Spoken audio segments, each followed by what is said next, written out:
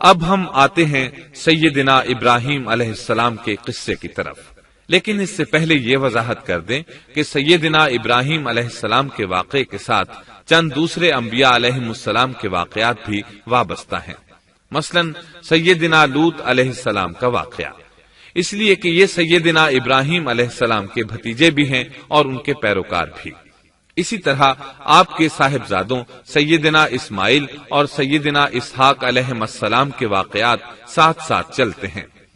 اس کی وجہ یہ ہے کہ سیدنا اسماعیل علیہ السلام کی ولادت کے وقت ابراہیم علیہ السلام کی عمر 87 سال تھی، اور سیدنا اسحاق علیہ السلام کی پیدائش کے وقت سیدنا ابراہیم علیہ السلام کی عمر 100 سال تھی، جبکہ سیدنا ابراہیم علیہ السلام کی کل عمر 175 سال ہوئی، اس لیے ان کے واقعات ساتھ ساتھ چلتے ہیں۔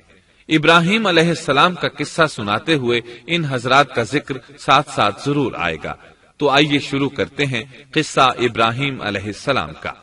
صالح علیہ السلام کے بعد اللہ تعالیٰ نے سیدنا ابراہیم علیہ السلام کو مبعوث فرمایا۔ ابراہیم علیہ السلام جد الانبیاء ہیں، عظیم المرتبت اور اولو العزم پیغمبر ہیں۔ آپ کے والد کا نام طارق تھا، جبکہ اس کا لقب آزر تھا۔ آزر مدد کرنے والے کو کہتے ہیں۔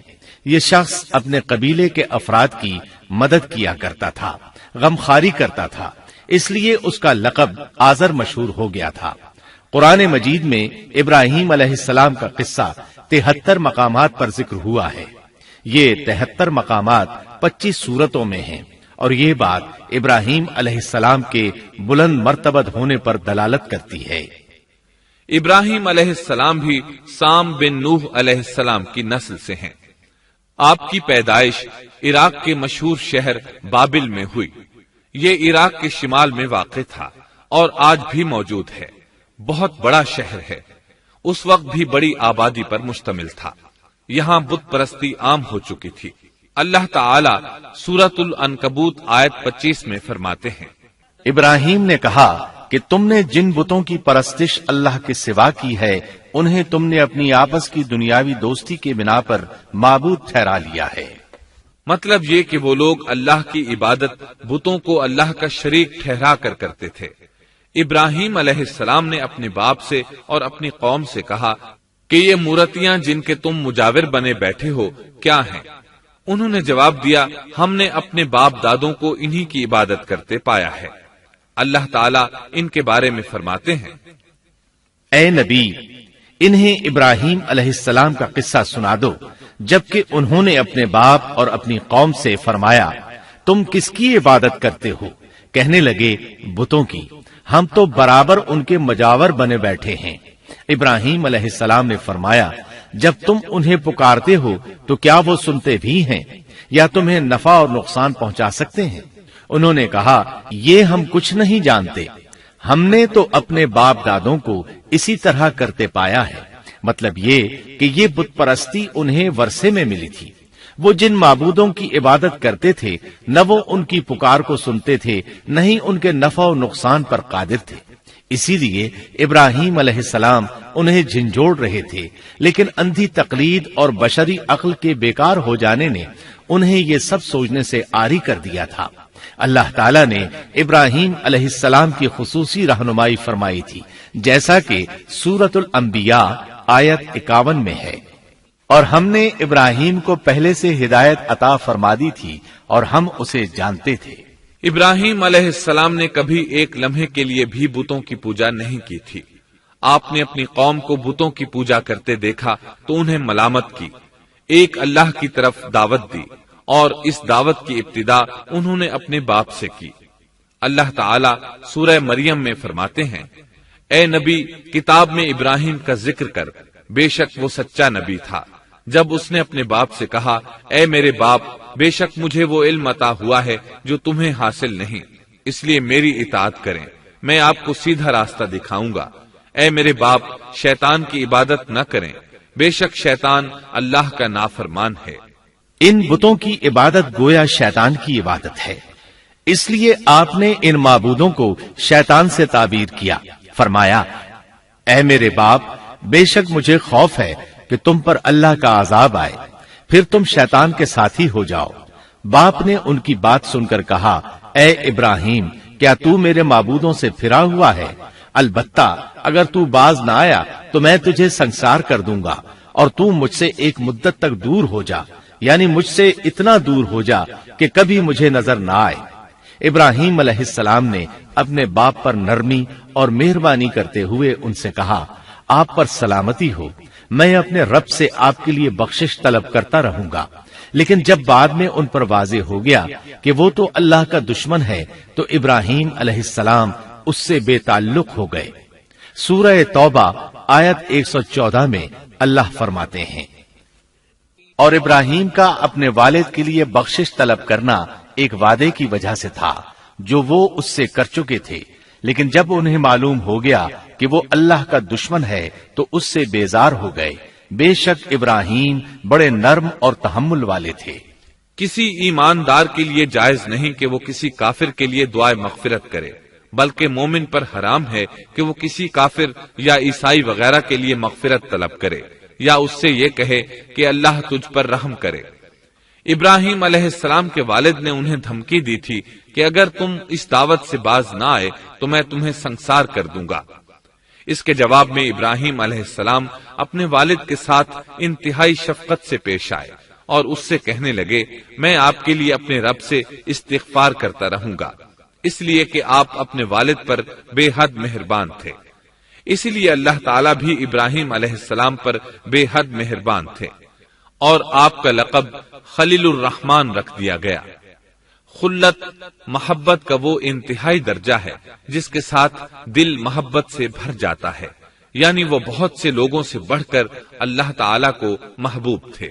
والد کے سخت جواب کے بعد ابراہیم علیہ السلام نے ان سے علیحدگی اختیار کر لی اور انہیں مخاطب کر کے فرمایا، میں تمہیں چھوڑتا ہوں اور جنہیں تم اللہ کے سوا پکارتے ہو ان کو بھی چھوڑتا ہوں، میں اپنے رب کو پکاروں گا، مجھے امید ہے میں اپنے رب کو پکار کر محروم نہیں رہوں گا۔ آپ اللہ کے پیارے اور پسندیدہ نبی تھے۔ جب آپ نے اپنی قوم کو توحید کی دعوت دی اس وقت آپ نوجوان تھے، آپ کی عمر 16 سال تھی۔ ساتھ میں آپ اس بات پر غور و فکر بھی کرتے کہ آخر یہ لوگ بتوں کی پوجا کیوں کرتے ہیں۔ آپ کا دل ان کے شرک پر بہت کوڑتا۔ آخر آپ نے مصمم ارادہ کر لیا کہ اس شر اور فساد کی جڑ کو کاٹ کر رہیں گے، یعنی ان بتوں کو توڑ کر رہیں گے۔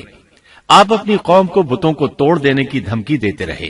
اس دھمکی کا ذکر اللہ تعالیٰ نے سورۃ الانبیاء آیت 57 میں کیا ہے، اور اللہ کی قسم میں تمہارے بتوں کا علاج کروں گا جب تم پیٹھ پھیر کر جا چکے ہوگے۔ یہ بات ابراہیم علیہ السلام نے پوشیدہ نہیں اعلانیہ کہی تھی۔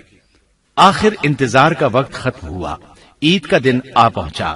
عید کے دن وہ لوگ صبح سویرے گھر سے نکلنے سے پہلے کھانا پکا کر اپنے معبودوں کے سامنے رکھتے تھے، پھر شہر سے باہر ایک میدان میں جمع ہوتے، وہاں کھیلتے کودتے خوشیاں مناتے، ناز سے چلتے پھرتے اور کھانا کھاتے۔ شام کو گھروں کی طرف آتے، صبح بتوں کے پاس جو کھانا رکھ گئے تھے اس کو اٹھاتے اور تبرک سمجھ کر کھا جاتے۔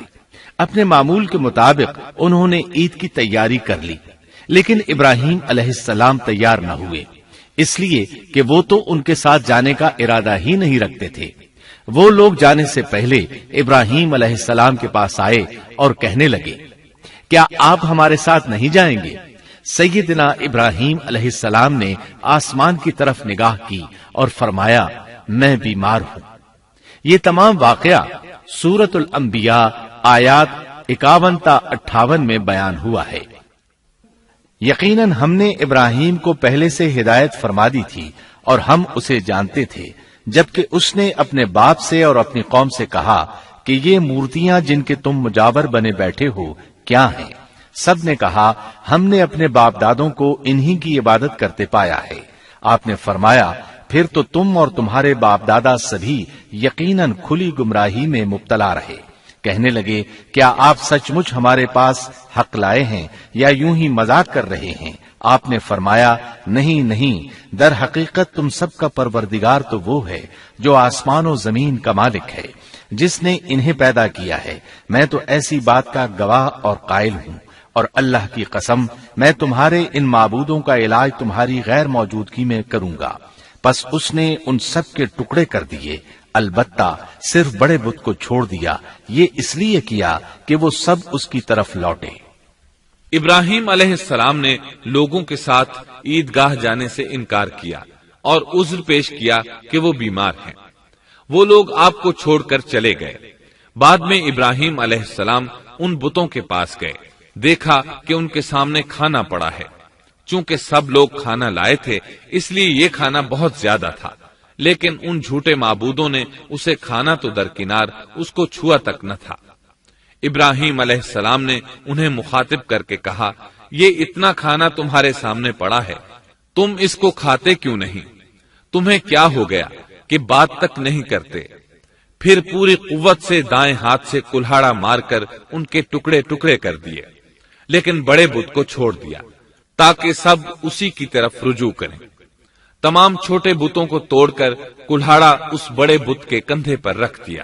مشرکین میلے سے لوٹے تو دیکھا ان کے سارے معبود اوندھے منہ ٹوٹے پھوٹے پڑے ہیں، ان کے تمام معبودوں کو توڑ دیا گیا تھا۔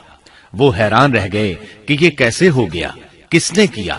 کہنے لگے، یہ کام کس ظالم کا ہے؟ اس نے ہمارے معبودوں کی توہین کی ہے۔ اس وقت جن لوگوں نے ابراہیم علیہ السلام کا وہ کلام سنا تھا انہیں ان کا خیال آ گیا، کہنے لگے، وہ نوجوان جس کا نام ابراہیم ہے اسے ہم نے اپنے بتوں کی مذمت کرتے سنا ہے۔ اللہ کی قدرت کہ ابراہیم علیہ السلام کا جو مقصد تھا وہ خود بخود پورا ہو رہا تھا۔ قوم کے لوگ مشورہ کر رہے تھے کہ سب کو جمع کرو اور اسے بلاؤ، پھر اسے سزا دو۔ چنانچہ تمام اہل باطل چھوٹے بڑے جمع ہو گئے، کارروائی شروع ہو گئی۔ کہنے لگے، اے ابراہیم، ہمارے معبودوں کے ساتھ یہ لغو حرکت تو نے کی ہے۔ ابراہیم علیہ السلام نے جواب دیا، یہ کام تو اس بڑے بت کا ہے، مجھ سے کیوں پوچھتے ہو؟ تم اپنے معبودوں سے کیوں نہیں پوچھ لیتے کہ ان کے ٹکڑے کس نے اڑائے ہیں؟ ابراہیم علیہ السلام کا جواب سن کر وہ سب سوچ میں پڑ گئے، پھر کہنے لگے، ہم نے بڑی غلطی کی، اپنے معبودوں کے پاس کسی کو حفاظت کے لیے نہیں چھوڑا۔ اس قدر واضح بات محسوس کر کے بھی وہ ظالم ایمان نہ لائے، بلکہ شیطان نے ان کے دلوں میں وسوسہ ڈالا اور انہوں نے غور و فکر کر کے کہا، اے ابراہیم، کیا تمہیں علم نہیں؟ یہ تو بے زبان ہیں، یہ بول نہیں سکتے۔ اب ابراہیم علیہ السلام نے فرمایا، تب پھر تم اللہ کے سوا اس چیز کی عبادت کرتے ہو جو تمہیں کچھ بھی نفع نہ دے سکے اور نہ نقصان پہنچا سکے۔ تعجب ہے تم پر اور ان پر بھی جنہیں تم اللہ کے سوا پکارتے ہو، کیا تم میں بالکل عقل نہیں؟ اس طرح ابراہیم علیہ السلام نے ان پر حقیقت خوب اچھی طرح واضح کر دی۔ ان سے فرمایا، تم ان کی پوجا کرتے ہو جن کو تم خود تراشتے ہو، یعنی ان کا حال تو یہ ہے کہ تم نے ان کو خود اپنے ہاتھوں سے تراشا اور ان کی عبادت کرنے لگے، جبکہ تمہیں اور تمہاری بنائی ہوئی چیزوں کو اللہ ہی نے پیدا کیا ہے۔ ابراہیم علیہ السلام نے ایک کلہاڑے کی مدد سے ان سب بتوں کو تہس نہس کر دیا تھا۔ یہ اس بات کی واضح ترین نشانی تھی کہ یہ بالکل بے بس ہیں، لیکن اس واضح نشانی کے باوجود وہ اپنے کفر ہی پر ڈٹے رہے اور لگے ابراہیم علیہ السلام کو دھمکیاں دینے۔ کہنے لگے، اس کے لیے ایک آتش کدہ بناؤ اور اسے اس دہکتی آگ میں ڈال دو۔ پھر ان لوگوں نے ایک چٹیل میدان کا انتخاب کیا جہاں مٹی نام کی کوئی چیز نہیں تھی۔ اس میدان کو پتھروں کی باڑ کے ساتھ گھیر دیا گیا۔ پھر سب لوگوں کو حکم دیا گیا کہ وہ لکڑیاں جمع کر کے اس گھیری ہوئی جگہ میں رکھیں۔ چنانچہ سب لوگ لکڑیاں جمع کر کے وہاں لانے لگے، یہاں تک کہ عورتوں اور بچوں نے بھی اس کام میں بڑھ چڑھ کر حصہ لیا۔ میدان میں اتنی لکڑیاں جمع ہو گئیں کہ زمین نظر نہیں آتی تھی۔ یہ لکڑیاں زمین پر ایک اونچی دیوار محسوس ہوتی تھیں۔ پھر ان لکڑیوں کو آگ لگائی گئی۔ جب آگ کے شعلے آسمان سے باتیں کرنے لگے تو انہوں نے ابراہیم علیہ السلام کو آگ میں ڈالنے کے لیے ایک جھولا تیار کیا۔ اس میں سیدنا ابراہیم علیہ السلام کو رکھا گیا۔ اس وقت آپ نے یہ دعا پڑھی، حسبنا اللہ ونعم الوکیل۔ ہمیں اللہ کافی ہے اور وہی بہترین کارساز ہے۔ یہ کلمہ ہر محتاج اور مصیبت زدہ کو پڑھنا چاہیے۔ بخاری میں ہے، رسول اللہ صلی اللہ علیہ وسلم نے فرمایا، حسبنا اللہ و نعم الوکیل ابراہیم علیہ السلام نے اس وقت فرمایا تھا جب انہیں آگ میں پھینکا جانے لگا تھا۔ مطلب یہ کہ ہم اللہ ہی پر بھروسہ کرتے ہیں، اس کے سوا ہمارا کسی پر بھروسہ نہیں۔ بعض روایات میں یہ بھی ہے کہ جب ابراہیم علیہ السلام کو آگ میں ڈالا جانے لگا تو جبریل علیہ السلام آئے اور کہا، اے ابراہیم، کوئی حاجت ہے تو میں حاضر ہوں۔ ابراہیم علیہ السلام نے فرمایا، اگر تم اپنی مرضی سے آئے ہو تو مجھے تمہاری کوئی ضرورت نہیں۔ ایک دوسری روایت میں ہے کہ بارش کے فرشتے نے حاضر ہو کر کہا تھا، اے ابراہیم، مجھے حکم دیجئے میں بارش برسا کر اس آگ کو بجھا دوں۔ لیکن ایسی تمام روایات ضعیف ہیں۔ یوں بھی اللہ کا حکم ان سے پہلے کام کرنے والا تھا۔ اللہ تعالیٰ سورہ انبیاء آیت 69 اور 70 میں فرماتے ہیں، ہم نے کہا، اے آگ ابراہیم پر ٹھنڈی ہو جا اور سلامتی والی ہو جا۔ گو انہوں نے ابراہیم کا برا چاہا لیکن ہم نے انہیں ہی نقصان پانے والا کر دیا۔ چنانچہ جب ابراہیم علیہ السلام کو آگ میں ڈالا گیا تو وہ ٹھنڈی ہو گئی۔ ابن عباس رضی اللہ عنہما فرماتے ہیں، اگر اللہ تعالیٰ آگ سے یہ نہ فرماتے کہ سلامتی والی ٹھنڈی ہو جا تو وہ اس قدر سرد ہو جاتی کہ اس کی ٹھنڈک سے تکلیف محسوس ہوتی۔ گویا آگ بھی اللہ کے حکم کے بغیر نہیں جلا سکتی، چھری اللہ کے حکم کے بغیر نہیں کاٹ سکتی، اس لیے کہ یہ بھی اللہ کی مخلوق ہیں اور ان کی قدرت بھی اللہ کے پاس ہے۔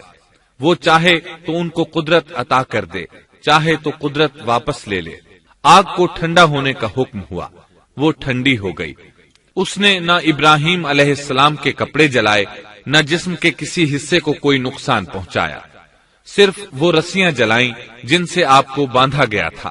سبحان اللہ۔ لوگ آگ کے گرد اس انتظار میں کھڑے تھے کہ جو ہی انہیں آگ میں پھینکا جائے گا وہ جل کر راکھ ہو جائیں گے، لیکن وہ یہ دیکھ کر حیران رہ گئے کہ ابراہیم علیہ السلام بڑے ناز سے آگ کے درمیان بیٹھے ہیں۔ بعض روایات میں ہے کہ ابراہیم علیہ السلام فرمایا کرتے تھے، مجھے ان دنوں جو راحت اور سکون حاصل تھا ویسا آگ سے نکلنے کے بعد نہیں ہوا۔ لوگ اس معجزے کو دیکھ کر حیرت زدہ تھے۔ پھر ابراہیم علیہ السلام آگ سے نکلے۔ اتنا بڑا معجزہ دیکھنے کے باوجود لوط علیہ السلام کے سوا کوئی شخص پورے بابل شہر سے ان پر ایمان نہ لایا۔ اللہ تعالیٰ فرماتے ہیں، پس ابراہیم پر لوط ایمان لائے۔ مطلب یہ کہ پوری بستی سے لوط علیہ السلام تھے جو آپ پر ایمان لائے تھے، باقی تمام لوگ کفر ہی پر ڈٹے رہے۔ ابراہیم علیہ السلام ان کا رویہ دیکھ کر نا امید ہو گئے کہ اس سے بڑھ کر یہ کون سا معجزہ دیکھنا چاہتے ہیں۔ ان کے بتوں کو توڑ دیا گیا، اپنی آنکھوں سے اللہ کی نشانی ان لوگوں نے دیکھی، پھر بھی یہ ایمان نہیں لائے، چنانچہ آپ نے وہاں سے ہجرت کا ارادہ فرما لیا۔ اس وقت بابل پر نمرود نامی بادشاہ کی حکومت تھی۔ کہا جاتا ہے کہ زمین کے بیشتر حصے پر اسی کی حکمرانی تھی۔ جب اس کے پاس یہ خبریں پہنچیں کہ ابراہیم علیہ السلام کو آگ میں ڈالا گیا لیکن آگ نے انہیں نہیں جلایا تو اس نے ابراہیم علیہ السلام کو اپنے دربار میں پیش کرنے کا حکم دیا۔ ابراہیم علیہ السلام کو وہاں لایا گیا۔ نمرود نے ان سے ان کے رب کے بارے میں سوال کیا۔ اللہ تعالیٰ سورۃ البقرہ آیت 258 میں فرماتے ہیں، کیا تو نے اس شخص کو نہیں دیکھا جس نے ابراہیم سے اس کے رب کے متعلق جھگڑا کیا، اس لیے کہ اللہ نے اسے سلطنت دی تھی۔ ایک روایت میں ہے کہ 4 بادشاہوں نے زمین کے بیشتر حصے پر حکمرانی کی ہے، ان میں سے ایک نمرود ہے۔ نمرود اپنے وقت کا حاکم و بادشاہ تھا۔ ابراہیم علیہ السلام سے جب اس کی اللہ تعالیٰ کے بارے میں بات چیت ہوئی تو ابراہیم علیہ السلام نے کہا، میرا رب وہ ہے جو زندہ کرتا ہے اور مارتا ہے۔ جواب میں اس نے کہا، میں بھی زندہ کرتا ہوں اور مارتا ہوں۔ چنانچہ اس نے حکم دیا کہ جیل سے 2 آدمیوں کو لے آؤ۔ جیل سے 2 ایسے آدمیوں کو لایا گیا جن کے لیے سزائے موت کا فیصلہ ہو چکا تھا۔ اس نے ان میں سے ایک کے قتل کا حکم دیا، دوسرے کو معاف کر دیا۔ اس سے اس نے یہ ثابت کرنا چاہا کہ وہ بھی زندہ کر سکتا ہے اور موت دے سکتا ہے، اور کہنے لگا، دیکھ لو، میرے حکم سے لوگ مرتے ہیں اور میرے حکم سے انہیں زندگی ملتی ہے۔ اس کی بات سن کر ابراہیم علیہ السلام نے غور کیا کہ اگر وہ اس سے موت و حیات کے باریک فلسفے پر بحث کریں گے تو نمرود کا مقصد پورا ہو جائے گا اور میرا مقصد پورا نہیں ہو پائے گا۔ اس لیے بحث و مباحثے کی بجائے کوئی مضبوط دلیل پیش کر دی جائے تاکہ حق و باطل کے درمیان فرق واضح ہو جائے۔ چنانچہ آپ نے فرمایا، بے شک اللہ سورج کو مشرق سے لاتا ہے، تو اس کو مغرب سے لے آ۔ کافر بادشاہ یہ سن کر مبہوت رہ گیا، اس کا سر جھک گیا۔ اللہ تعالیٰ فرماتے ہیں تب وہ کافر حیران رہ گیا اور اللہ نا انصافوں کو سیدھی راہ نہیں دکھاتا۔ ان تمام باتوں کے بعد نمرود کو یہ معلوم کرنے کی ضرورت نہیں رہی کہ ابراہیم علیہ السلام آگ سے کیسے نجات پا گئے، کیونکہ حقیقت اس پر آشکار ہو چکی تھی۔ وہ جان گیا تھا کہ اصل معاملہ کیا ہے۔ چنانچہ اس نے ابراہیم علیہ السلام سے کہا، آپ اس ملک سے نکل جائیے، ہم آپ کو یہاں نہیں رہنے دیں گے۔ ابراہیم علیہ السلام نے عراق کو خیر بات کہا اور شام کی طرف ہجرت کر گئے۔ یہاں آ کر وہ حران نامی بستی میں مقیم ہوئے۔ اسی جگہ آپ نے اپنے چچا ہاران کی بیٹی سیدہ سارہ علیہ السلام سے شادی کی۔ اللہ تعالیٰ اس ہجرت کے بارے میں فرماتے ہیں، اور ہم اسے یعنی ابراہیم اور لوط کو بچا کر اس زمین کی طرف لے آئے جس میں ہم نے جہان کے لیے برکت رکھی تھی۔ جب آپ حران کے مقام پر پہنچے تو وہیں ٹھہر گئے، وہیں رہنے لگے۔ یہاں آ کر آپ کا شمار بنو حران میں ہونے لگا۔ آپ لوگوں کو اسی شہر میں رہنے کی دعوت دیتے۔ اس شہر کے لوگ بتوں کی پوجا نہیں کرتے تھے بلکہ ستاروں کو پوجتے تھے۔ ابراہیم علیہ السلام نے جب ان کی یہ حالت دیکھی تو ارادہ کر لیا کہ ان لوگوں کو بتائیں گے کہ ستاروں کی عبادت کرنا باطل ہے۔ یہ لوگ چونکہ نجوم پرست تھے اس لیے ان کی عبادت کا وقت رات کو ہوتا تھا، اور یہ لوگ رات کے وقت عبادت کرتے تھے، کیونکہ ان کے معبود یعنی ستارے رات ہی کو طلوع ہوتے ہیں۔ چنانچہ ابراہیم علیہ السلام انہیں یہ دکھانے کے لیے کہ ان چیزوں کی عبادت باطل ہے ایک دن ان کے ساتھ نکلے۔ اللہ نے آسمان کے دروازے کھول دیے تو ابراہیم علیہ السلام نے چاند، ستاروں، سیاروں اور آسمان و زمین کی سلطنت کو دیکھا۔ اللہ تعالیٰ نے ابراہیم علیہ السلام سے تمام پردے ختم کر دیے جو عام طور پر لوگوں کی آنکھوں پر ہوتے ہیں، اور انہوں نے وہ کچھ دیکھا جسے آج کی رصد گاہیں بھی نہیں دیکھ سکتی۔ اللہ تعالیٰ سورۃ الانعام آیت 75 میں فرماتے ہیں، اور اسی طرح ہم نے ابراہیم کو آسمان اور زمین کی سلطنت کا مشاہدہ کرا دیا تاکہ وہ یقین کرنے والوں میں سے ہو جائے۔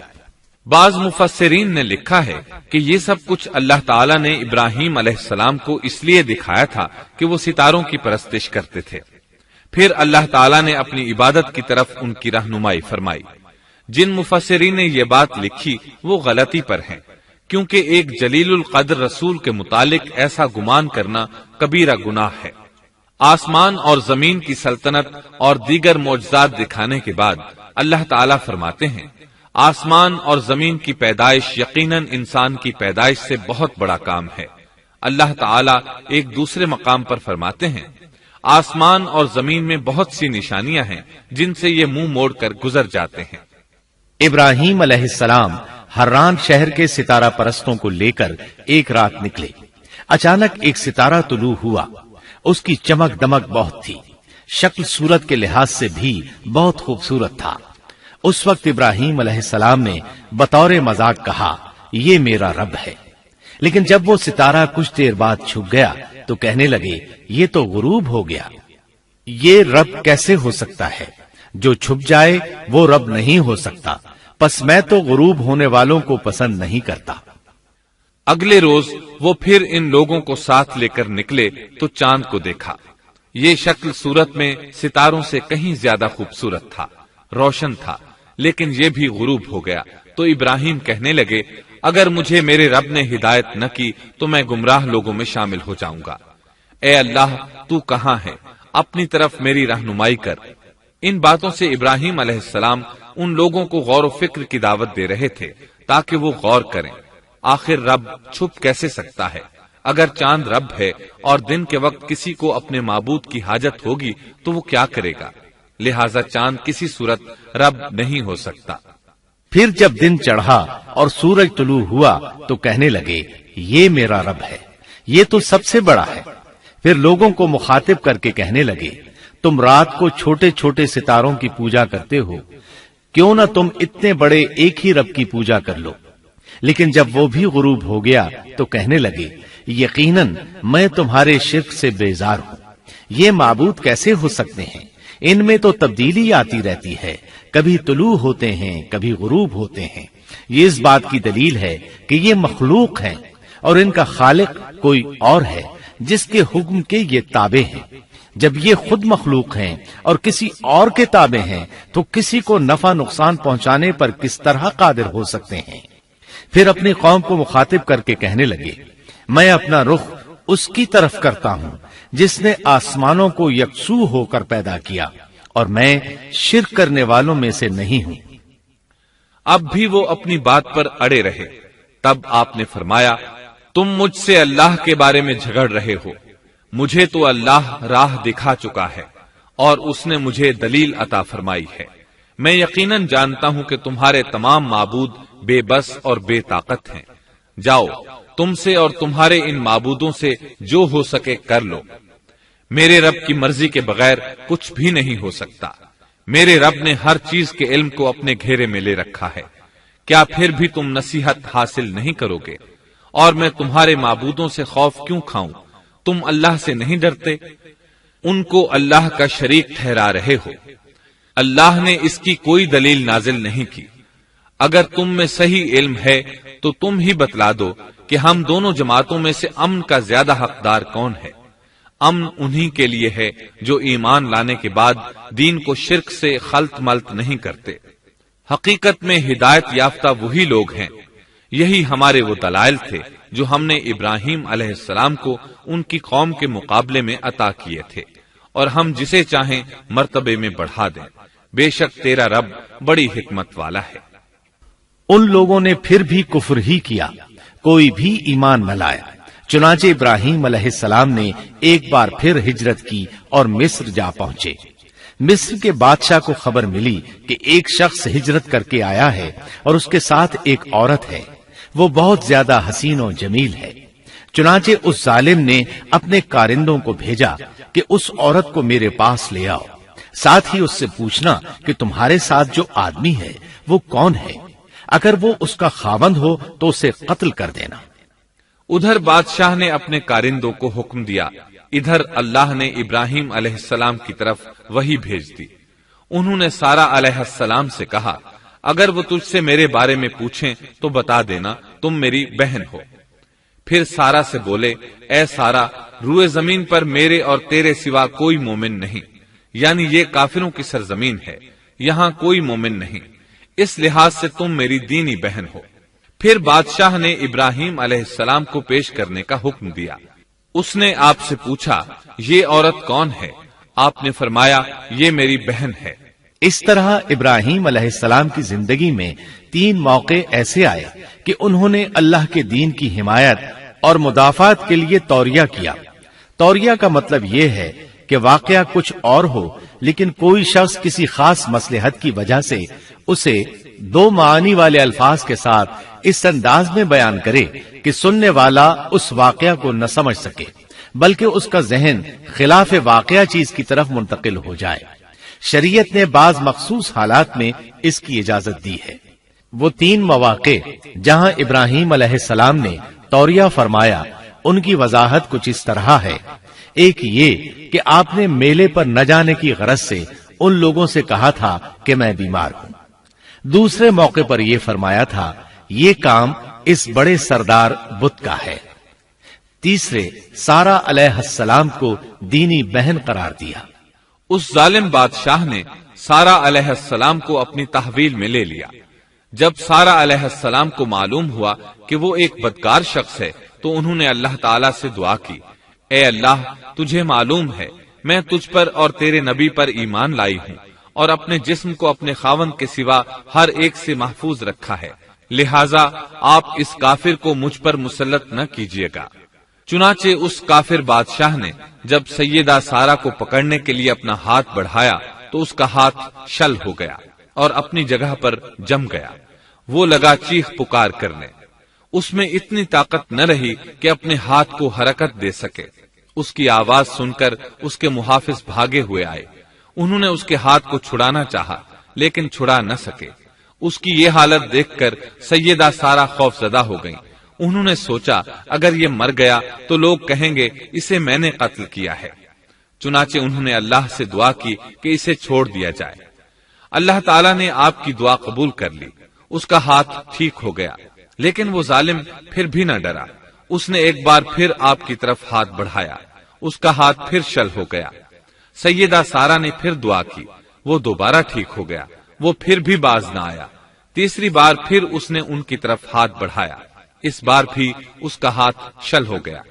اب وہ سیدہ سارہ علیہ السلام سے کہنے لگا، اب کی بار اگر تو مجھے اس مصیبت سے نجات دلائے گی تو میں تجھے چھوڑ دوں گا اور کبھی تیرے آڑے نہیں آؤں گا۔ چنانچہ سیدہ سارہ علیہ السلام نے اللہ تعالی سے دعا کی، وہ ٹھیک ہو گیا۔ تب اس نے اپنے کارندوں کو آواز دی اور ان سے بولا، تم میرے پاس کسی انسان کو نہیں بلکہ سرکش جن کو لائے ہو۔ پھر اس نے انہیں رہا کر دیا، عزت و اکرام سے رخصت کیا اور ان کی خدمت کے لیے اپنی بیٹی ہاجرہ کو ساتھ کر دیا۔ سارہ علیہ السلام واپس لوٹی تو دیکھا کہ ابراہیم علیہ السلام نماز پڑھ رہے ہیں۔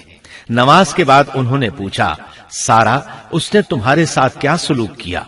سیدہ سارہ علیہ السلام نے سارا واقعہ سنا دیا۔ سن کر آپ نے فرمایا، الحمدللہ۔ پھر بولے، اب ہم یہاں نہیں رہیں گے بلکہ واپس جائیں گے۔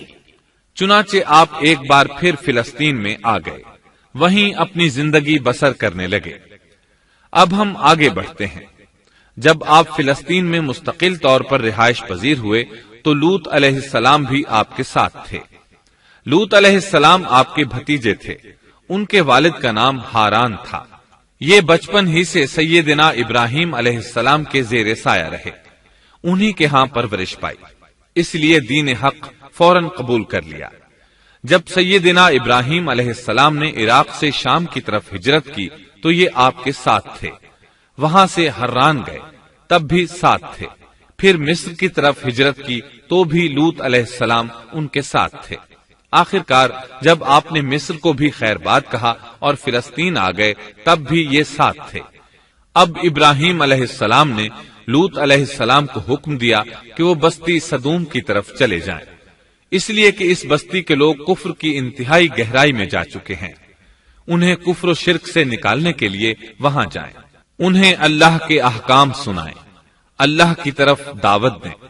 چنانچہ لوط علیہ السلام تو اس طرف روانہ ہو گئے اور ادھر فلسطین میں صرف 3 مسلمان رہ گئے، ابراہیم علیہ السلام، ان کی زوجہ محترمہ سیدہ سارہ اور سیدہ ہاجرہ علیہم السلام، وہیں رہائش پذیر رہے اور لوگوں کو مسلسل اللہ کی طرف دعوت دیتے رہے۔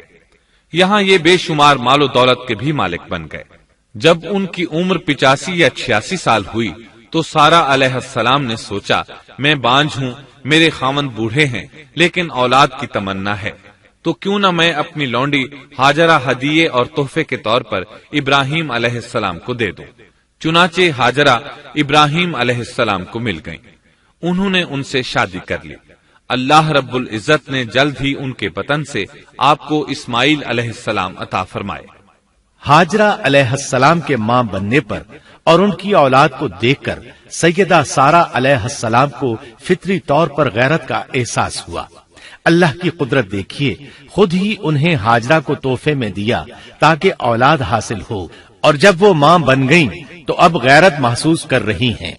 اپنی اس کیفیت سے مجبور ہو کر سیدہ سارہ نے ابراہیم علیہ السلام سے کہا، آپ مجھے اس کے ساتھ ایک جگہ پر نہ رکھیں۔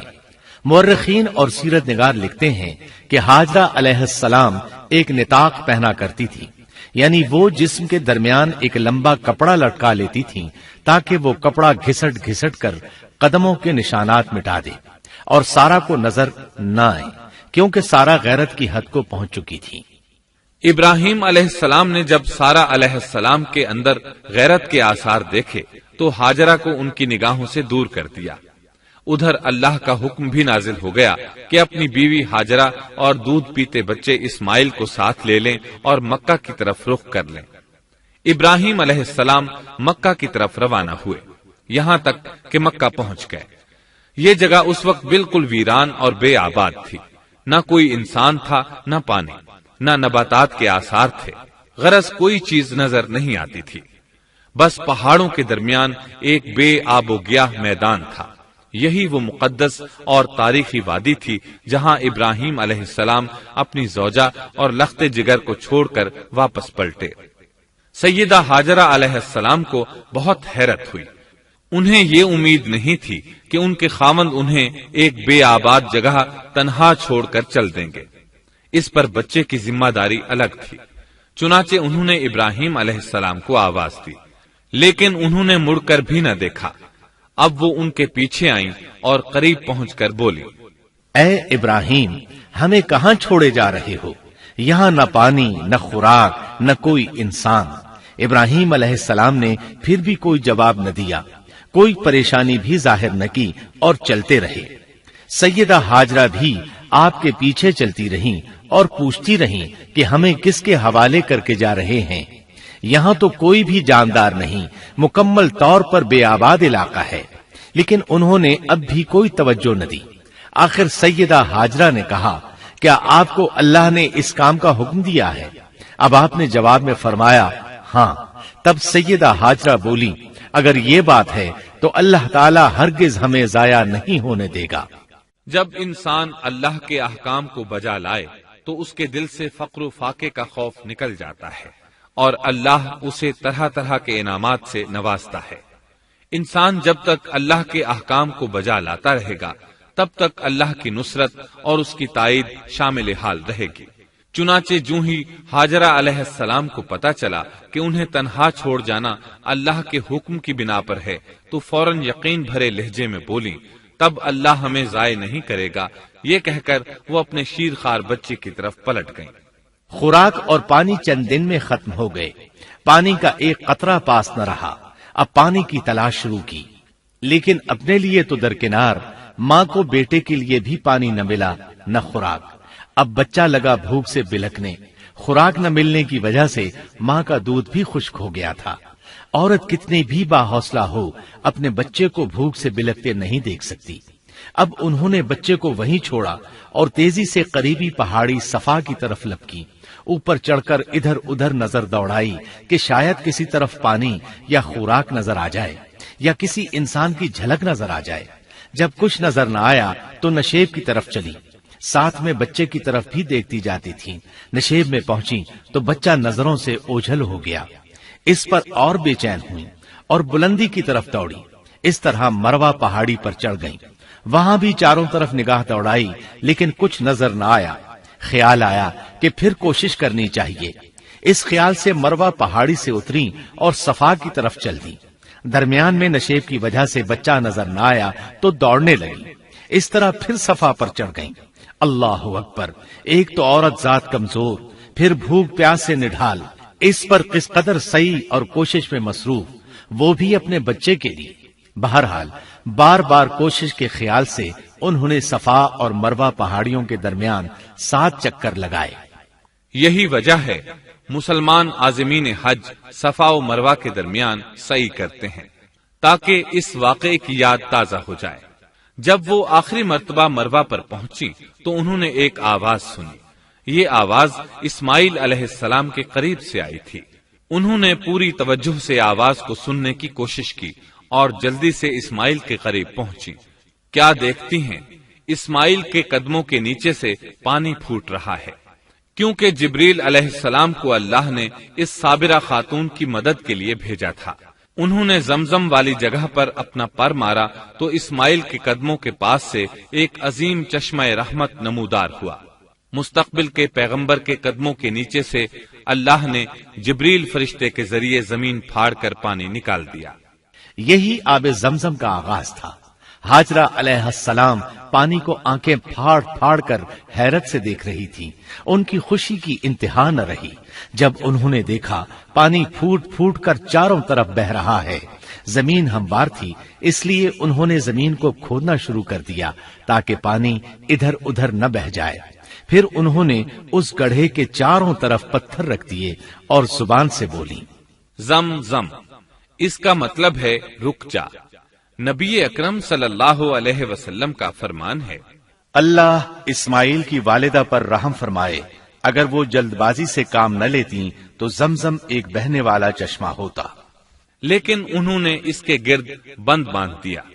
انہیں دراصل اس وقت پانی کی شدید ضرورت تھی، اس لیے انہوں نے پانی کو اپنے پاس جمع کر لیا تاکہ بہہ کر ضائع نہ ہو جائے۔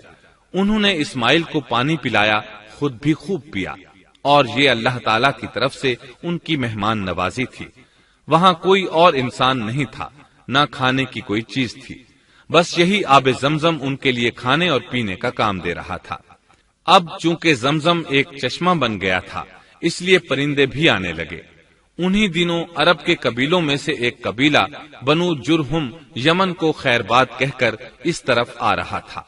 یمن میں ایک بہت بڑا ڈیم تھا، پہاڑوں کے درمیان انہوں نے پانی کو روک کر ایک بہت بڑا بند قائم کر رکھا تھا، اس سے پورا سال آسانی سے کھیتی باڑی کرتے تھے۔ اس ڈیم کی بدولت ان کا آب پاشی کا نظام بہت اچھا تھا۔ جب اس ڈیم کو اللہ تعالیٰ نے توڑا تو تمام لوگ وہاں سے منتشر ہو گئے اور جزیرہ عرب کے اطراف میں منتقل ہونے لگے۔ وہیں سے ہجرت کرنے والا ایک قبیلہ بنو جرہم تھا۔ یہ لوگ بنیادی طور پر عرب تھے۔ یہ قبیلہ سفر میں رہتا، جہاں کہیں پانی اور چراگاہ نظر آتے وہیں پڑاؤ ڈال دیتے۔ جب وہاں خوراک ختم ہو جاتی تو آگے سفر شروع کر دیتے۔ چونکہ وہ بہت بڑے تاجر تھے، اس بنا پر ان راستوں سے خوب واقف تھے۔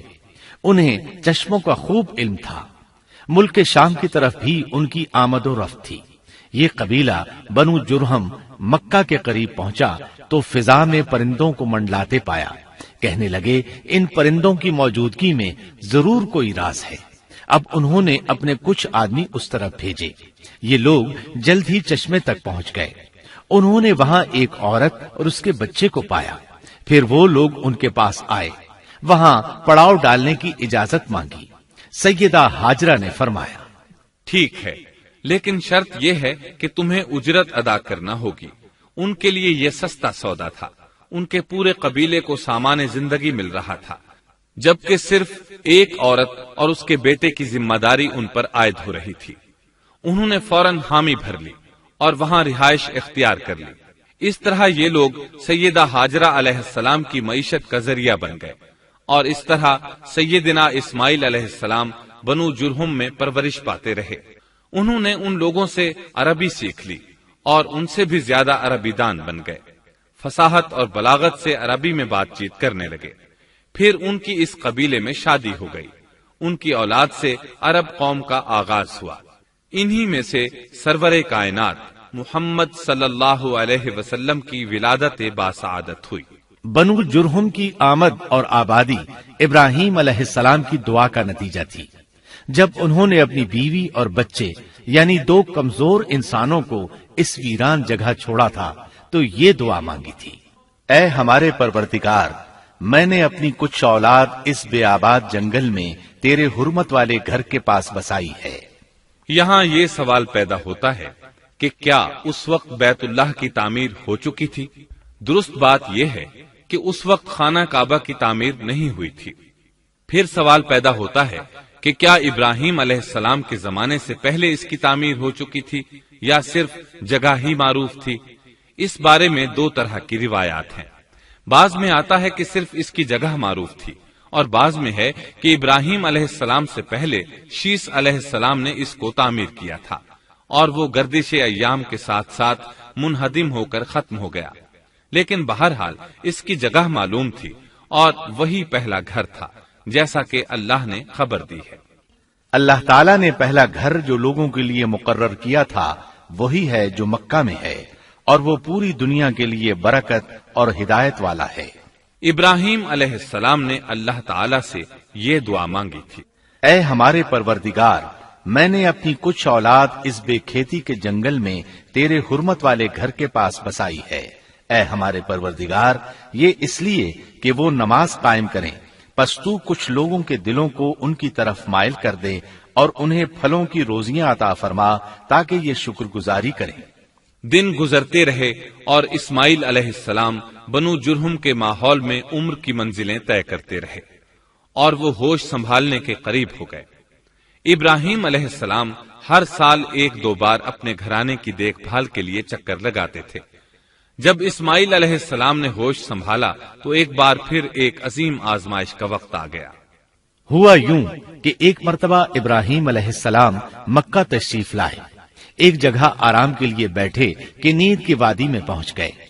نیند میں انہوں نے خواب دیکھا کہ اپنے لخت جگر کو اپنے ہاتھ سے ذبح کر رہے ہیں، ساتھ ہی آنکھ کھل گئی۔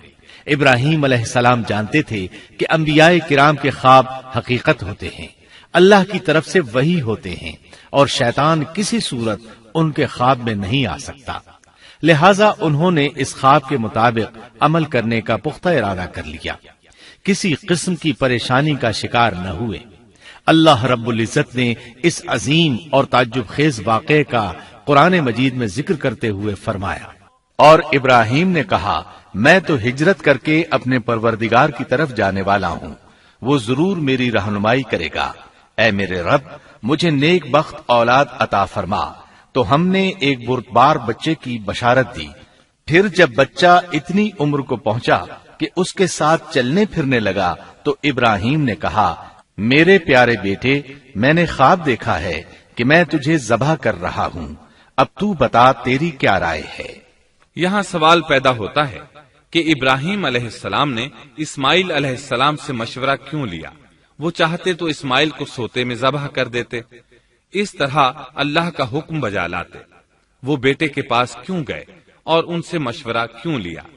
جی ہاں، یہ مسئلہ یاد رکھنے کے قابل ہے کہ ہر مسلمان پر لازم ہے کہ وہ اپنے دوسرے مسلمان بھائی کو اجر و ثواب میں شامل کرنے کی کوشش کرے۔ ابراہیم علیہ السلام نے بیٹے کو ثواب میں شامل کرنے کے لیے انہیں اللہ کے حکم سے آگاہ کیا، یہ نہ چاہا کہ میں اکیلا ہی اجر لیتا رہوں، بلکہ دوسرے کی خیر خواہی کو پیش نظر رکھا۔ والدین کے لیے آپ کے اس انداز میں نصیحت موجود ہے، یہ کہ اولاد کو ثواب کے مواقع فراہم کریں، ان کی صحیح تربیت کریں، اگر صدقہ کرنے کا موقع ملے تو بچوں کے ذریعے صدقہ کرائیں تاکہ انہیں بھی اللہ کے راستے میں خرچ کرنے کی عادت پڑے۔ جب کسی دینی مجلس میں بیٹھنے کا موقع ملے تو اپنی اولاد کو بھی ساتھ لے کر جائیں۔ بے شمار لوگ خود تو جاتے ہیں، اولاد کو جانے کے لیے کہتے بھی نہیں، خود دین سیکھتے ہیں، اولاد کو دین نہیں سکھاتے۔ ابراہیم علیہ السلام نے اسماعیل علیہ السلام سے رائے لی۔ سبحان اللہ، انہوں نے جواب میں فرمایا اے ابا جان، آپ کو جو حکم ملا ہے کر گزریے۔ یہ نہیں کہا کہ مجھے تو حکم نہیں ہوا، بلکہ فوراً سر تسلیم خم کر دیا، اس لیے کہ وہ جانتے تھے انبیاء کا خواب حقیقت پر مبنی ہوتا ہے، اللہ کی وحی ہوتا ہے، اس لیے بالکل پریشانی ظاہر نہ کی، یہ تک نہ پوچھا مجھے کیوں ذبح کر رہے ہیں، یا میرا کیا جرم ہے، یا آپ کے پاس کون سا صریح حکم آیا ہے۔ انہوں نے ایسی کوئی بات نہ کہی، اللہ کی فرما برداری اسی کو کہتے ہیں۔ چنانچہ اپنے باپ سے کہا اے ابا جان، آپ کو جو حکم ہوا ہے اس کو کر گزریے، انشاءاللہ آپ مجھے صبر کرنے والوں میں پائیں گے۔ علماء کرام فرماتے ہیں اس جملے سے ان کا انتہائی ادب اور احترام شامل ہے، اور اس میں زبردست توکل موجود ہے۔ یہ نہیں کہا کہ آپ مجھے صبر کرنے والوں میں سے پائیں گے، بلکہ آپ نے اللہ کی مشیت کو جملے میں شامل کیا اور فرمایا انشاءاللہ آپ مجھے صبر کرنے والوں میں سے پائیں گے۔ لہذا مسلمانوں کو دھوکے میں نہیں پڑنا چاہیے، یہ نہ کہے میں سفر کروں گا، میں فلاں کام کروں گا، میں فلاں کام کے کرنے کی طاقت رکھتا ہوں، بلکہ یوں کہے اللہ نے چاہا تو میں سفر کروں گا، اللہ نے چاہا تو فلاں کام کروں گا۔ اپنے علم اور طاقت کے دھوکے میں پڑنا سراسر نادانی ہے۔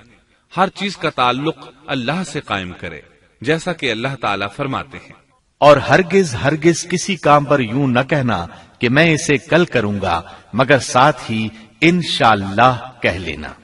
اپنی زبان کو اللہ کے ذکر سے سجا کر رکھو اور ہمیشہ اپنے معاملات کو اللہ کی طرف لوٹاؤ۔ بہرحال باپ بیٹا دونوں ہی مصمم ارادے کے ساتھ اللہ کا حکم پورا کرنے کے لیے پیش ہو گئے۔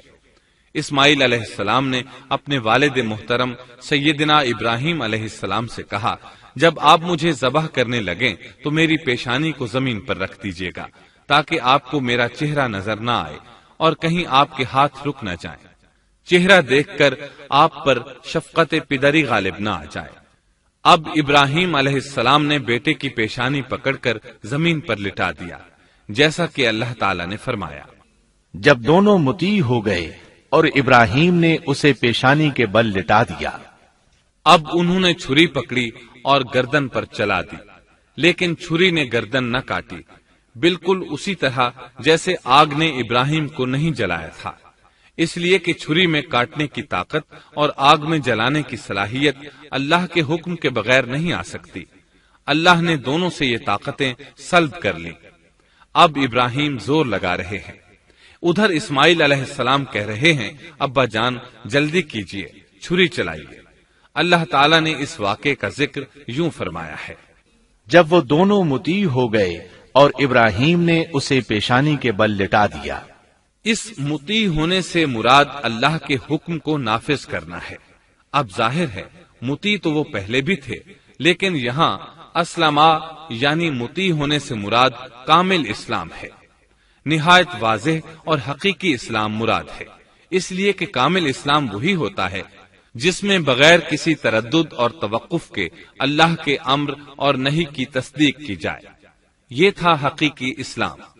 ہاں تو چھری چلتی رہی، گلا نہ کٹا، اس لیے کہ امتحان اور آزمائش کی تکمیل ہو چکی تھی۔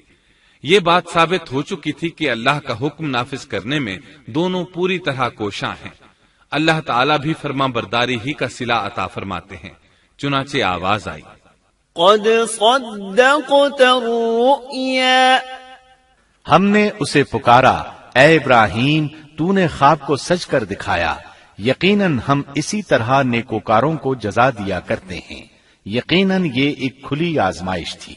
تاریخ کا ایک عظیم ترین امتحان اور کڑی آزمائش دنیا کو آج بھی حیرت میں ڈال دیتی ہے۔ کون ہے جو بیٹے کو ذبح کرنے پر تیار ہو جائے، خاص طور پر اس صورت میں جب اولاد بھی اکلوتی ہو، جس کی وجہ سے 86 سال کے بعد آنگن میں بہار آئی ہو۔ پھر اس کی قربانی کا بھی واضح حکم نہیں دیا گیا تھا، اشارتاً خواب میں رہنمائی کی گئی تھی۔ آپ کہہ سکتے تھے یہ قتل اور سنگین جرم ہے، کہہ سکتے تھے اپنے بیٹے کو کس جرم میں قتل کروں، لیکن آپ نے بغیر کسی تعامل کے سر تسلیم خم کر دیا اور اس عظیم امتحان میں کامیاب ہوئے۔ اللہ فرماتے ہیں، وَإِبْرَاهِيمَ الَّذِي وَفَّى، اور ابراہیم وہ ہیں جنہوں نے وفاداری کی۔ اس آیت میں یہ نہیں بتایا گیا کہ کس چیز میں وفاداری کی، اس لیے کہ وہ تو ہر معاملے میں مکمل طور پر وفاداری کا مظاہرہ کر چکے تھے۔ آگ میں ڈالے جانے والا معاملہ، بیوی اور بچے کو لق و دق میدان میں چھوڑ آنے کا معاملہ، پھر ذبح کا امتحان، تعمیر بیت اللہ کی مشقت، غرض ہر معاملے میں وفادار تھے، حتیٰ کہ اپنا مال اللہ کے راستے میں خرچ کرنے میں اس قدر وفادار کہ ابو زیفان کے لقب سے مشہور ہو گئے۔ اس کا معنی ہے مہمان نواز۔ کسی مہمان کو دسترخوان پر اپنے ساتھ بٹھائے بغیر ایک لقمہ نہیں کھاتے تھے، باہر نکلتے مہمان تلاش کرتے، پھر اس کے ساتھ مل کر کھانا کھاتے، مہمان نہ ملتا تو سخت غمگین ہو جاتے۔ اس طرح انہوں نے اللہ کے ہر حکم کی پاسداری کی۔ ذبح والے اس امتحان کا اللہ نے انہیں کیا صلہ دیا؟ اللہ فرماتے ہیں، ہم نے اسے عظیم ذبیحے کا بدلہ عطا کیا۔ ہاں تو ہم بتا رہے تھے چھری نے گلا نہ کاٹا۔ ایسے میں ابراہیم علیہ السلام نے ایک آواز سنی، آواز پیچھے سے آئی تھی۔ انہوں نے مڑ کر دیکھا، جبریل علیہ السلام نظر آئے۔ وہ آسمان سے ایک مینڈھا لے کر آئے تھے، دنیا کے مینڈھوں میں سے نہیں بلکہ جنت کا مینڈھا لائے تھے۔ سیدنا عبداللہ بن عباس رضی اللہ عنہما سے روایت ہے کہ وہ مینڈھا جنت میں 40 سال تک چرتا رہا۔ سفید رنگ، کشادہ آنکھوں، خوبصورت سینگوں والا حسین و جمیل مینڈھا تھا۔ بہرحال یہ ابراہیم علیہ السلام کی وفاداری کا بدلہ تھا جو اسماعیل علیہ السلام کے فدیے میں دیا گیا، اور پوری امت مسلمہ کے لیے حکم ہو گیا کہ اللہ کی رضا کے لیے قربانی اور ہدی پیش کرتے رہیں۔ کعبے کے پاس حرم الہی میں ہر سال یہ سنت ادا کی جاتی ہے، اور ان کے ساتھ ساتھ پوری زمین کے تمام خطوں پر بسنے والے مسلمان بھی اس عظیم فرمانبرداری کی علامت کے طور پر قربانیاں پیش کرتے ہیں۔ مینڈھے کے ذکر کا مطلب یہ ہے کہ ہم سنت ابراہیمی پر گامزن ہو جائیں، یہ میڈھا ہمیں اللہ کے لیے قربانی کا سبق دیتا ہے۔ ہمیں چاہیے سنت ابراہیمی کی اقتدا کرتے ہوئے ہم اپنی جانوں، اپنی اولاد اور اپنے مالوں کو اللہ کی راہ میں قربان کرنے کے لیے تیار ہو جائیں۔ اللہ تعالیٰ فرماتے ہیں، اور ہم نے اسے عظیم ذبیحہ عطا کیا اور ہم نے اس کا پچھلوں میں ذکر خیر چھوڑا، سلامتی ہو ابراہیم پر۔ اسی طرح ہی ہم نیکوکاروں کو جزا دیتے ہیں، یقیناً وہ ہمارے مخلص بندوں میں سے تھا۔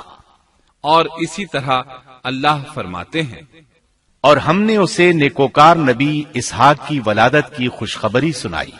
یہ خوشخبری فلسطین کی طرف واپس لوٹنے کے بعد سنائی گئی۔ ایک اکلوتے بیٹے کی قربانی کے لیے تیار ہو جانے کے صلے میں اور سارہ علیہ السلام کی عظمت اور تکریم کے مد نظر اللہ تعالی نے اسحاق کی خوشخبری سنا دی۔ یہ آیت ذبح کے واقعے کے بعد اللہ تعالی نے ذکر فرمائی ہے، اس لیے معلوم ہوا پچھلی آیات میں اسحاق کے علاوہ کسی اور بیٹے کا ذکر ہوا ہے، اور وہ اسماعیل علیہ السلام ہی تھے، جبکہ یہودی روایات میں اسحاق علیہ السلام کو ذبیح قرار دیا جاتا ہے۔ یہ بالکل غلط ہے۔ ذبح کے واقعے کے بعد اسحاق علیہ السلام کی بشارت مل رہی ہے، پھر بھلا وہ پیدا ہونے سے پہلے ہی ذبیح کیسے بن گئے؟ اس لیے یہ قطعی بات ہے کہ اسماعیل علیہ السلام ہی ذبیح ہیں۔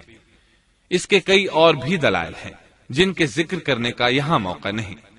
بہرحال اس عظیم آزمائش میں بے مثال کامیابی کے بعد ابراہیم علیہ السلام فلسطین آئے اور 120 سال کی عمر میں اسحاق علیہ السلام کی بشارت ملی، جبکہ سارہ علیہ السلام کی عمر 90 سال تھی۔ ان پر بڑھاپا طاری ہو چکا تھا۔ ایسے میں 3 فرشتے آئے، وہ تو قوم لوط کی تباہی کے لیے آئے تھے۔ راستے میں اللہ کے حکم سے ابراہیم علیہ السلام اور ان کی اہلیہ سارہ کو خوشخبری سنائی، اور اس غرض کے لیے وہ انسانی شکل میں آئے تھے۔ ابراہیم علیہ السلام تو پہلے ہی بہت مہمان نواز تھے، انہیں دیکھ کر بہت خوش ہوئے کہ مہمان آ گئے۔ فرشتوں نے انہیں سلام کیا۔ ابراہیم علیہ السلام نے سلام کا جواب دیا۔ وہ حیرت زدہ تھے کہ یہ لوگ ان کی بستی کے رہنے والے تو ہیں نہیں، لیکن ان پر سفر کے نشانات بھی نہیں ہیں، جیسا کہ دور سے چل کر آنے والوں میں ہوتے ہیں، نہ ان کے پاس سواریاں ہیں۔ قرآن مجید میں آتا ہے، فرشتوں نے سلام کیا تو ابراہیم نے بھی سلام کیا اور دل میں خیال کیا یہ اجنبی لوگ ہیں۔ پھر وہ اپنی مہمان نوازی کی عادت کے مطابق انہیں اندر لے آئے، ان کے لیے کھانے کا انتظام کیا۔ اللہ تعالیٰ فرماتے ہیں، ہمارے بھیجے ہوئے فرشتے ابراہیم کے پاس خوشخبری لے کر آئے تو انہوں نے سلام کیا۔ ابراہیم نے سلام کا جواب دیا اور فوراً بھنا ہوا بچڑا لے آئے، اور بچڑا بھی موٹا تھا۔ ان کے سامنے کھانا پیش کیا، لیکن وہ بھلا کب کھانے کی طرف ہاتھ بڑھانے والے تھے۔ یہ دیکھ کر ابراہیم علیہ السلام نے خوف محسوس کیا کہ کہیں یہ دشمن نہ ہو۔ اس وقت فرشتوں نے کہا، ابراہیم نہ ڈر، ہم تو قوم لوط کی طرف بھیجے گئے ہیں۔ جب انہوں نے یہ باتیں کی تو سارہ علیہ السلام پاس کھڑی تھی، وہ ہنسنے لگی۔ وہ خوش خبری سے پہلے کیوں ہنس پڑی؟ علماء اس بارے میں کہتے ہیں کہ جب انہوں نے سنا یہ فرشتے لوط علیہ السلام کی بستی کو تباہ کرنے جا رہے ہیں تو ان کے خاتمے کی خبر سن کر وہ ہنستی۔ اس کے بعد فرشتوں نے یہ خوشخبری سنائی، ہم نے اسے اسحاق کی پیدائش کی خوشخبری دی اور اسحاق کے بعد یعقوب پوتے کی بھی خوشخبری دی۔ بہت جلد ہی ہم اسحاق سے تیری ویران گود کو آباد کریں گے، اور تو اپنی زندگی میں اس کے بیٹے یعقوب کو بھی دیکھ لے گی۔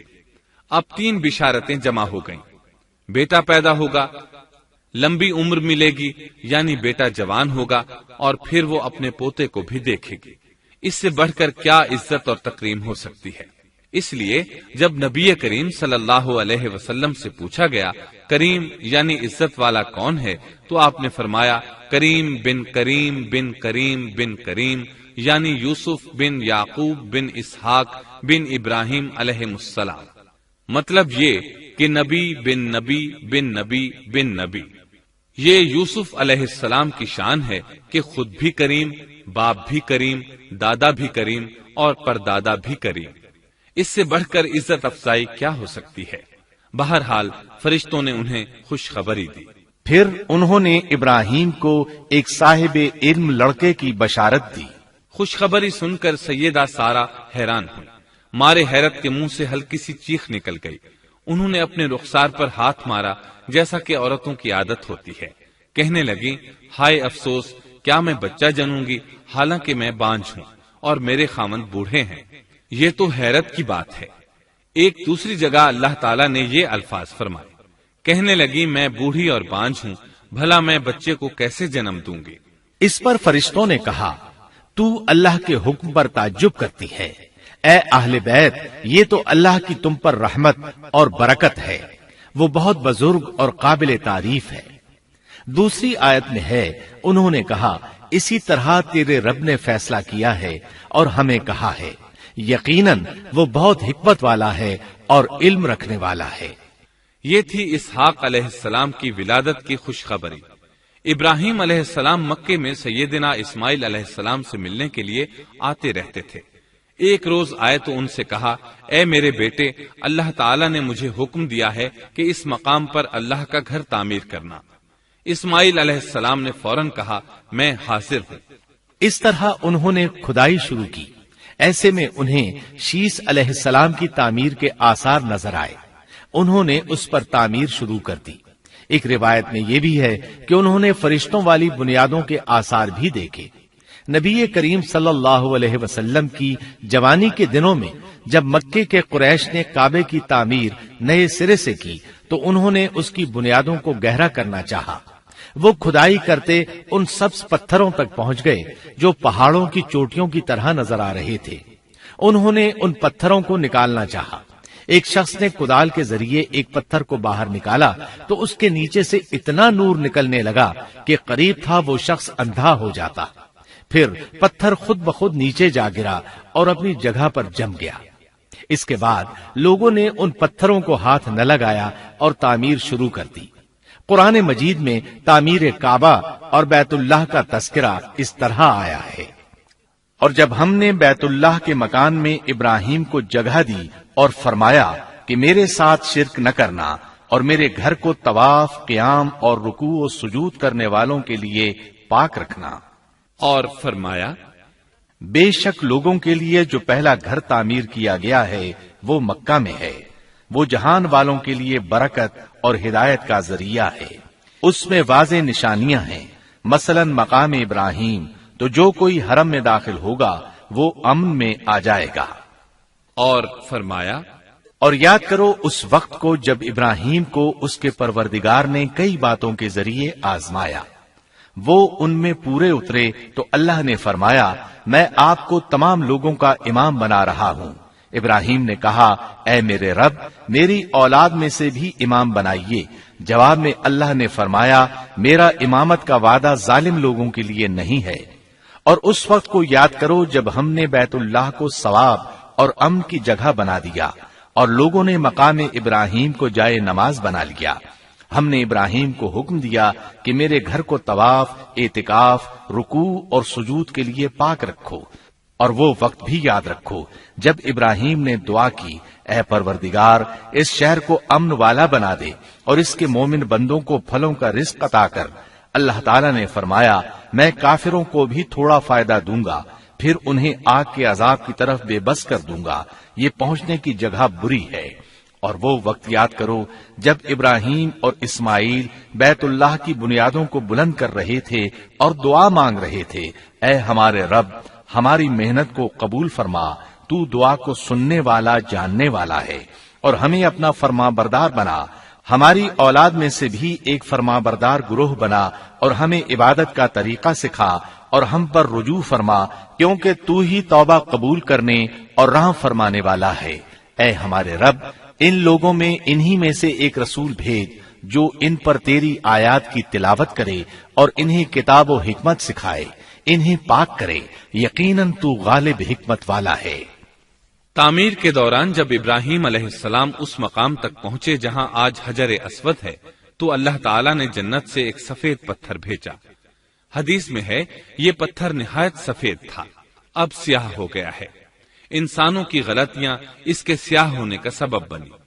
جب دیواریں انسانی قد کے برابر ہو گئیں تو اسماعیل علیہ السلام ایک پتھر لے آئے۔ اب ابراہیم علیہ السلام اس پتھر پر کھڑے ہوئے۔ وہ ننگے پاؤں تھے۔ اسی وقت پتھر پگھل گیا، ان کے پاؤں اس کے اندر کسی قدر دھنس گئے، پتھر پر ان کے پیروں کے نشانات آ گئے۔ اسی پتھر کو آج مقام ابراہیم کہا جاتا ہے۔ پہلے یہ پتھر بیت اللہ کی دیواروں کے ساتھ رکھا گیا تھا۔ جب لوگ طواف کے لیے آتے تو سیدنا ابراہیم کے پیروں کے نشانات دیکھنے کے لیے یہاں ہجوم ہو جاتا۔ اس طرح طواف کرنے والوں کو دقت کا سامنا ہوتا۔ سیدنا عمر رضی اللہ عنہ نے صحابہ کرام کے مشورے سے اس پتھر کو اس جگہ سے قدرے ہٹا کر نماز کی صفوں کے قریب کر دیا تاکہ طواف کرنے والوں کو دقت نہ ہو۔ یہ مقام بہت مقدس ہے۔ اللہ نے فرمایا ہے، تم مقام ابراہیم کو جائے نماز مقرر کر لو۔ مقام ابراہیم کے قریب اس کے پیچھے ہو کر نماز پڑھنے کا موقع مل جائے تو لازماً وہاں 2 رکعت ادا کیا کرو۔ موقع نہ ملے تو پھر پوری مسجد حرام میں طواف سے فراغت والی 2 رکعت پڑھ لیا کرو۔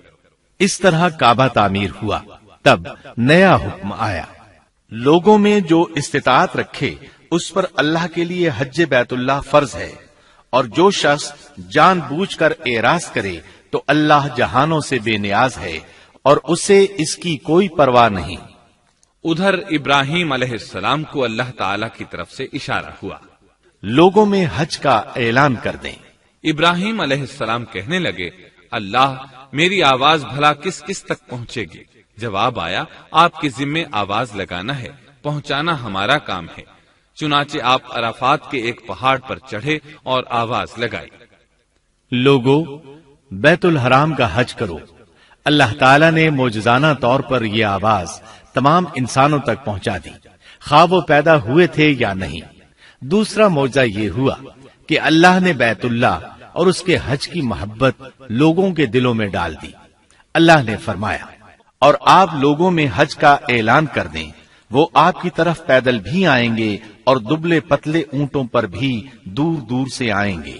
اس طرح لوگ پیدل اور سوار ہو کر کثرت سے حج کے لیے آنے لگے اور یہ ویران علاقہ آباد ہونے لگا۔ یہ تھے حالات اور واقعات ابراہیم علیہ السلام کے۔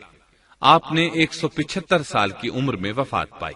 آپ سے پہلے سیدہ ہاجرہ علیہ السلام نے وفات پائی، اور ان کی وفات سے کچھ ہی عرصہ بعد سیدہ سارہ علیہ السلام 127 سال کی عمر میں فوت ہو گئیں۔ ان دونوں کی وفات کے بعد آپ غمگین رہنے لگے۔ آخر اتنی مدت تک ساتھ رہا تھا۔ آپ خلیل الرحمن تھے، آپ پر صحیفے بھی نازل ہوئے، آپ اللہ کے بے حد شکر گزار تھے۔